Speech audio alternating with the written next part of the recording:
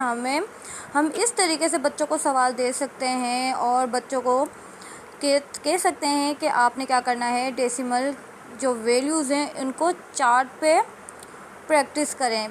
तो आप किस तरीके से बच्चे करेंगे, किस तरीके से हमने समझाना है। तो हम सबसे पहले बच्चों को समझाएंगे कि पॉइंट से जो पहले वाला नंबर होता है वो क्या होता है, हमारा वंस होता है, और पॉइंट्स के जो बाद वाला नंबर होता है वो हमारा क्या होता है, टेंथ होता है। ठीक है, तो अब हमारे पास क्या है, पॉइंट से पहले वाला नंबर हमारा क्या है, 0। तो हम क्या करेंगे, उसको वंस में लिख देंगे और पॉइंट्स के जो पॉइंट्स लगा देंगे, और पॉइंट्स के जो बाद वाला नंबर है वो क्या है, हमारा 8 है, तो वो हम किस में लिख देंगे, टेंथ में लिख देंगे।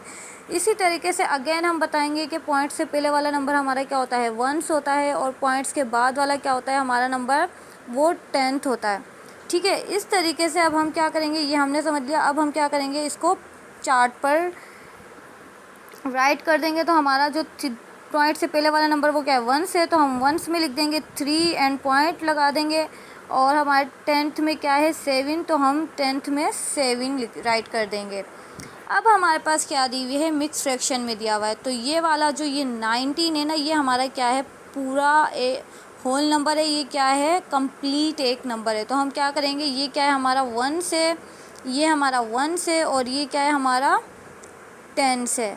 ठीक है, और तो हम क्या करेंगे, टेंस में 1 लिखेंगे और वंस में हम 9 लिखेंगे। तो अब ये जो है, ये पूरी हमारी क्या है, टेंथ है। इसको हम पढ़ेंगे किस तरीके से, 3 टेंथ। ठीक है, किस तरीके से पढ़ेंगे, 3 टेंथ।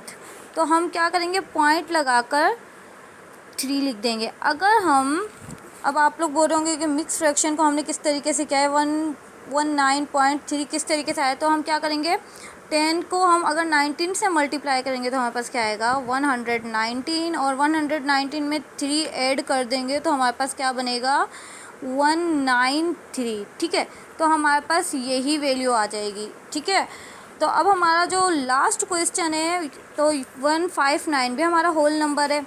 तो हम क्या करेंगे, 159 पॉइंट, और हमारे पास 2 टेंथ है, तो 2 क्या कर देंगे, हम टेंथ में लिख देंगे। तो इस तरीके से हम क्या कर सकते हैं, बच्चों को वर्कशीट पे प्रैक्टिस करवा सकते हैं। ठीक है, बिल्कुल इजी वे में। अब हमारे पास जो क्वेश्चन नंबर 3 दिया हुआ है, वो हमने बच्चों को किस तरीके से समझाना है, और किस तरीके से बच्चों को पढ़ना है, और किस तरीके से बच्चों को लिखना है। तो सवाल क्या है हमारे पास, write each of the following decimal numbers in words. ठीक है, अब ये जो हमारे पास डेसिमल नंबर्स हैं, इनको हमने इन वर्ड्स में लिखना है। तो बच्चों को किस तरीके